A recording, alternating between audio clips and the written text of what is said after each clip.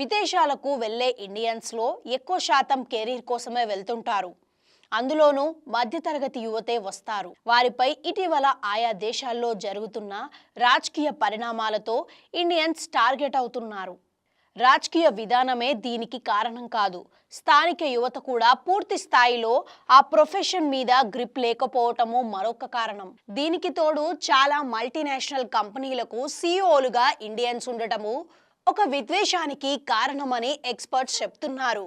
ఇక కొన్నేళ్ల వరకు కరోనా భయాలు, ఆర్థిక మాంద్యం టెన్షన్లు, వృద్ధి రేటు తగ్గుదల అన్ని దేశాలను భయపెడితే ఇప్పుడు Russia Ukraine war, Israel Hamas war, Africa హుతీల తిరుగుబాట్లు ప్రపంచ ఎకనామీని, సప్లై నెట్వర్క్లపై తీవ్ర ప్రభావం చూపుతున్నాయి. ఇదే సమయంలో అగ్రదేశాలను తలదన్ని ఇండియా ఆర్థిక వ్యవస్థలో దూసుకుపోవటం టాప్ 5 దేశాలకు నచ్చటం లేదు.